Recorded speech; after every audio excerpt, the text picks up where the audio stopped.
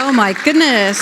Okay, from No Time to Die, we have re-recording mixer Paul Massey.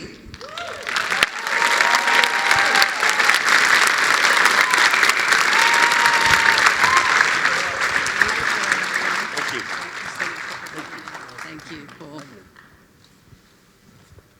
Wow, Paul. So you have 223 credits to your name. Free Guy, Summer of Soul, House of Gucci, Last Duel, No Time to Die. And you are no stranger to the world of Bond. You've worked on Quantum of Solace and Casino Royale. Talk about working with Kerry, though, on this film and what he wanted to do that was different. Well, I think on this film, because it was Daniel's last outing as Bond, there was a great deal of care taken with the emotion that he was going through and how he would exit gracefully from the franchise. As you know, it's, I think the longest running franchise in history, correct? And so Barbara Broccoli and Michael Wilson, the producers, I mean, they've been long-term producers with the Bond franchise for so long, and they're very careful to maintain a certain standard of what Bond represents as history, especially in the UK. And Daniel's been there as such a great James Bond for so many years. Yeah. Yes. Absolutely. And so I think the emotion of him discovering that he had a family, his love with Madeleine, his distrust of Madeleine earlier in the sequence that you just showed, and then, of course, the obvious action sequences that you have to have in a Bond, otherwise it wouldn't be a Bond. It was a great privilege to work on this. Well, let's talk about that shootout in the town square and the sound that went into that, because it's bullets ricocheting off glass, it's the tires. Talk about how that came together.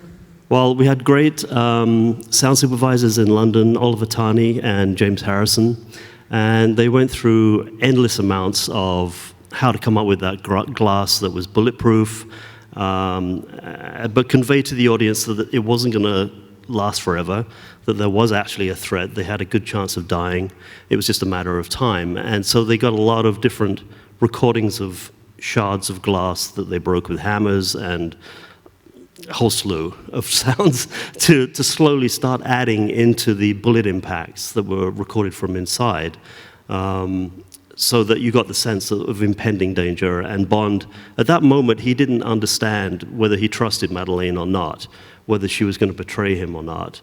And so there was the chase that had just occurred. There was the emotion of them being, they'd been T-boned, they were in a bad accident.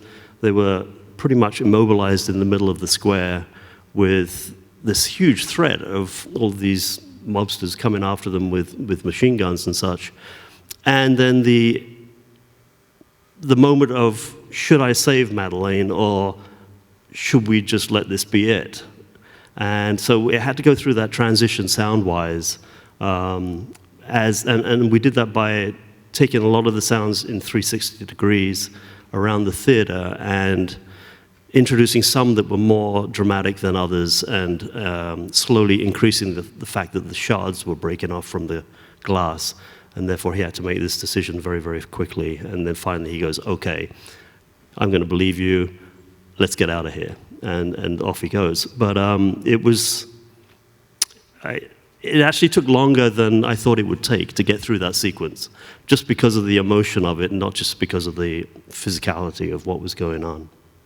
Yeah. In contrast, talk about shooting like the sound for the car chase with all the Land Rovers over the Swedish bridge. You know the scene that I'm talking about, right? Yeah, in Norway. I mean, I actually wasn't part of the recording of the sound effects, so I'm in charge of the dialogue and music mixing that you hear in the final product. That sequence there was obviously an adrenaline-driven car chase with a lot of threat, a lot of danger, rolling Land Rovers, rocks, mud, dirt, helicopters, motorbikes. And then somewhere I had to fit Hans Zimmer's score in there. Otherwise, he would have been mad at me. No, I've worked with Hans on several films, and I thought he did an incredible job of bringing this score and the themes up until... Yes. Yeah, thank you. Yes. Well done, Hans. So for us as mixers throughout that sequence, there was the adrenaline of what needed to be an action-packed sequence, especially in the first half of it. And then it had to turn around, and we couldn't just sustain it with sound effects and loud revving engines and machine guns. We didn't want to assault the audience for that long. So we carefully picked a point where Hans's score could actually break the barrier and appear above the cloud. And let the sound effects drift down. And that was when they were coming down the hill, the motorbikes were chasing them, cars were bouncing all over the place, the helicopter was flying by. And at that moment, we brought Hans's theme forward, and that took us out of that sequence into the woods, where it got really quiet. You worked on Ford v Ferrari. Compare recording, a car chase there when they're zooming around the track to, No Time to Die. Like, what's the difference? I mean, they're completely different films, but... Yeah, good question. I've worked with Jim Mangold, the director, on Ford v Ferrari on about, I think about 8 or 9 films. And so I think the difference for me as a re-recording mixer, mixing dialogue and music, is that with Carrie, who I really enjoyed working with and learned a great deal from for No Time to Die, it was my first experience with him. So there's always a little bit of feeling each other out and figuring out what his taste really is and what he's looking for. With Jim, it's like a shorthand for me because I've worked with him so many times before. So I knew what he wanted in terms of once you get out onto the racetrack, and he wanted that adrenaline, but he didn't want to lose the music. But he likes to really mash up the music as well. So we'll have infinite control of almost every single instrument in the score. And he's constantly moving things around sync-wise and different types of instrument to highlight at different times. Might be drums, might be rhythm guitar, and he's constantly, as we're mixing, moving things around, and everything stays fluid. Finally, you lock in, and I love that process with him because we've done it so many times. It's fun. Incredible.